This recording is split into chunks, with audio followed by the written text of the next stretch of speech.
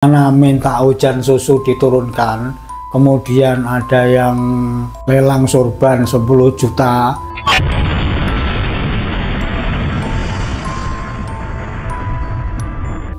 Assalamualaikum warahmatullahi wabarakatuh.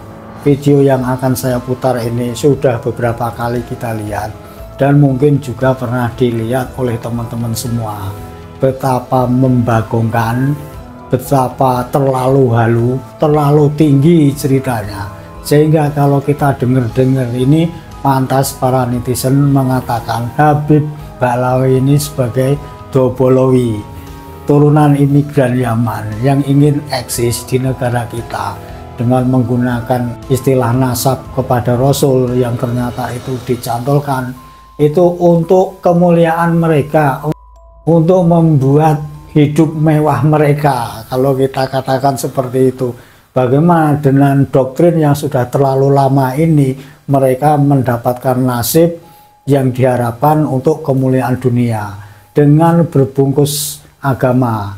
Entah mereka ini disengaja atau tidak tahu, karena juga mereka ini dapat cerita-cerita halu dari kakek nenek moyang mereka yang katanya masih turunannya Nabi Muhammad SAW. Mungkin itu. Jadi sekarang ketika ada polemik nasab, mereka lintang pukang dan mengeluarkan pengajian-pengajian doktrinnya yang begitu halu untuk menanamkan kepada khalayak rame bahwa mereka ini adalah orang yang mulia, patut dihormati dan dimuliakan. Barang siapa yang anti kepada mereka, ini dikhawatirkan bisa dilaknat. Bahkan yang mengerikan bisa mati su'ul khotimah. Dari sebagian video ini ada yang menceritakan bagaimana seorang Habib minta diturunkannya hujan, kemudian ada lelang sorban 10 juta, kemudian ada lagi yang orang Habib katanya sudah dikubur, kemudian ada orang mau menguburkan di dalam kubur si Habib ini yang sudah lama meninggal. Ternyata setelah dibongkar, di dalamnya ini masih ada Habib yang meninggal beberapa waktu yang lampau, masih dalam kursi emas dan membaca Al-Quran. Ini sesuatu yang kata netizen benar, membagongkan, halu, Dobolowi. Inilah videonya. Meninggal Habib Abu Bakar, gempar satu kota Adan. Siapa yang gak kenal Habib Abu Bakar? Di Adan tuh ada museum susu, masih ada. Habib Bakar tuh waktu masuk Adan ditantang, kalau engkau benar orang soleh wali mau masuk sini, turunin hujan susu dulu. Habib Bakar tuh terkenal di kota Adan. Dia waktu mau masuk Adan doa, ya sama subil laban walad Abdullah. Katanya masih ada museum susu, saudara. Anak Abdullah mau masuk Adan. Karomahnya itu hebatnya. Serah, ente nggak percaya di Aden ada museum. Minta langit supaya diturunkan susu. Nggak bisa diminum lagi. Sekarang susunya ini ada disimpan di museum di Aden sana. Katanya seperti itu. Minta dimandiin jenazah sama orang kaya raya. Pas dibaca wasiatnya bingung orang kaya. Orang kaya kagak ngaji, kagak apa, gimana mandiin jenazah? Gimana mandiin jenazah? Bingung, semua orang bingung gimana. Yang paling bingung si orang kaya ini, saya disuruh mandiin jenazah Abu Bakar, apa nggak salah ini? Tahu-tahu tanya-tanya, teliti-teliti, Abu Bakar punya urusan apa waktu dipersiapkan jenazahnya? Abu Bakar punya utang sama satu orang, berapa? 50.000. Oh, saya baru tahu katanya. Jadi makna dari wasiat Abu Bakar mandiin jenazah, bukan mandiin jenazah secara nampak, tapi mandiin jenazah, mandiin utangnya, bayarin. Akhirnya dilunasin tuh 50.000 daripada dirham tersebut. Ya, seperti kalimat dari Syekh Abu Bakar bin Salim atau kalimat aulia di zamannya, ketika mulai beliau ada malaikat pencatat amal kejelekan diliburkan oleh Allah Subhanahu wa taala. Kalau lu kan muka lokal. Limited edition ini. Muka-muka impor. Kalau lu kan muka lokal. Hidung pesek, pipi tembem. Mata belok. Persis kayak celengan Semar.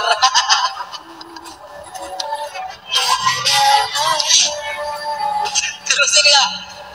Terusin nggak? Yang mana nih? Celengan Semar.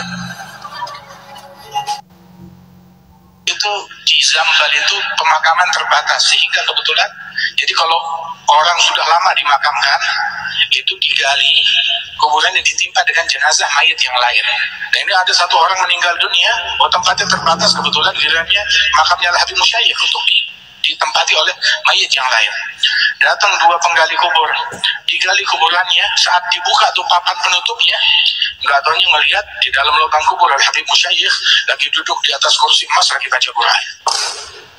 Nengok ke atas baru diam, jangan bilang siapa-siapa, tutup lagi di tempat masih kepake. Cari lubang yang lain. Jangan bilang siapa. Tolong semuanya sadar, jangan ikut-ikutan orang yang tidak mencintai keluarga Rasulullah. Kadang gara-gara pangkat, gara-gara jabatan, gara-gara kedudukan, gara-gara harta, gara-gara ilmu, kita lupa ajaran para kiai, lupa ajaran para ulama.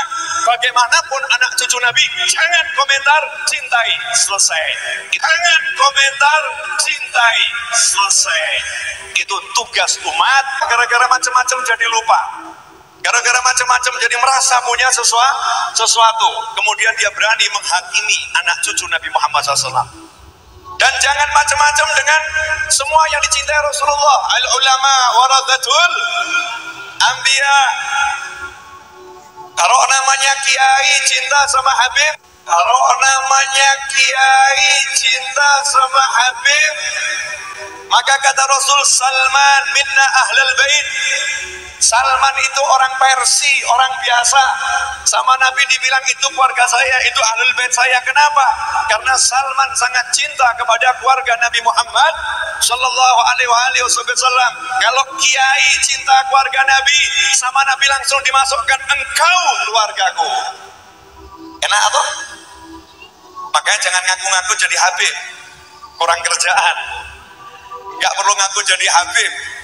Ya, cukup jadi orang yang cinta Habib, cukup jadi orang yang cinta Habib, nanti otomatis sudah jadi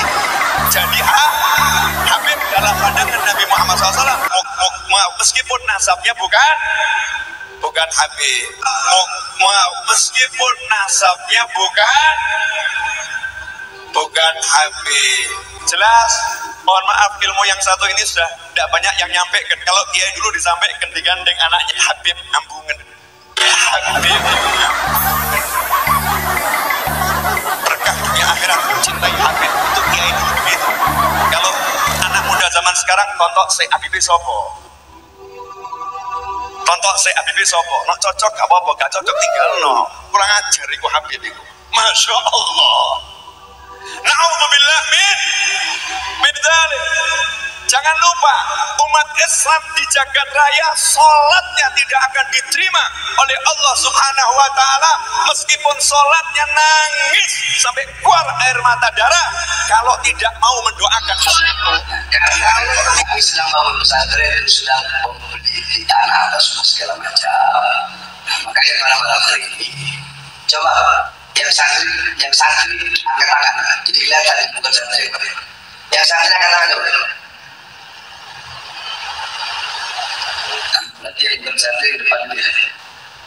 Yang depan itu bukan santri. Yang depan sama di panggung, bukan santri ya. Alas, yang santri. Ini soal anak pakai dakwah selama sekitar 13 tahun. Bahkan dalam penjara. Dan ini mau anak lelang untuk pembangunan pesantren.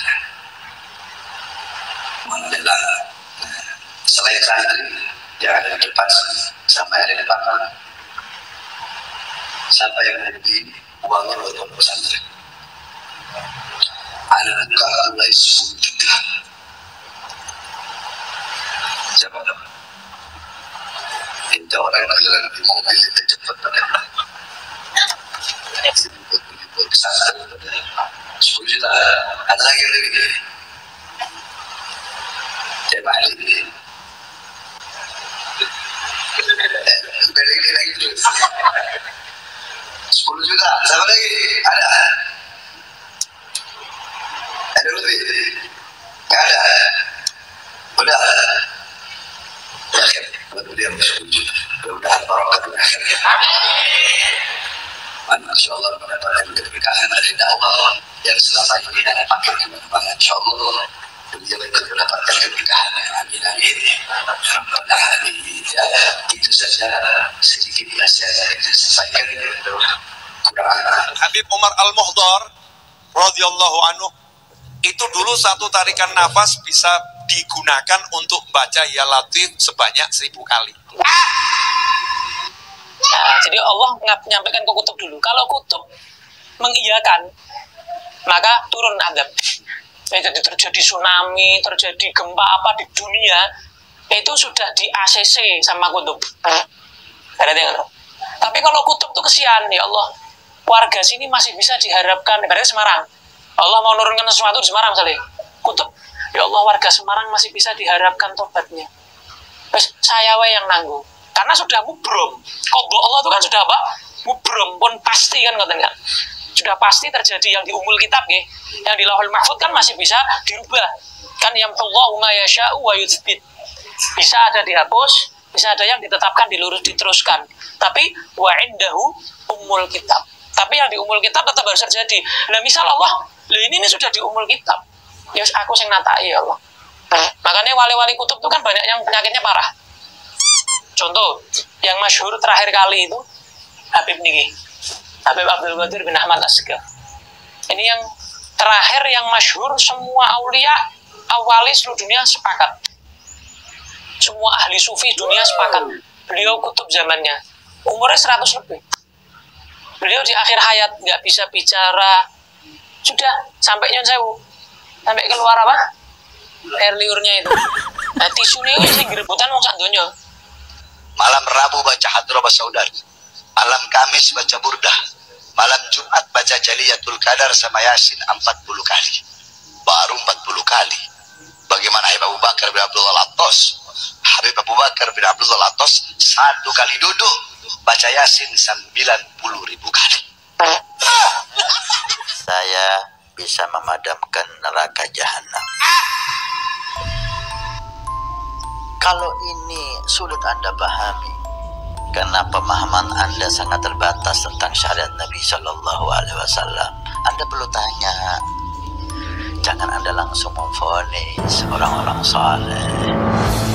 Anda akan malu dan Anda dicap sebagai orang yang kurang ajar sama ulama. Anda gak paham kok langsung memvonis. Demikian sudah kita lihat bersama-sama bagaimana pengalian sedulur-sedulur semua. Apakah kita mau diracuni dengan cerita-cerita seperti ini terus? Jaga terus akal waras, jaga Nusantara, jayalah Indonesia. Salam Pancasila. Assalamualaikum warahmatullahi wabarakatuh.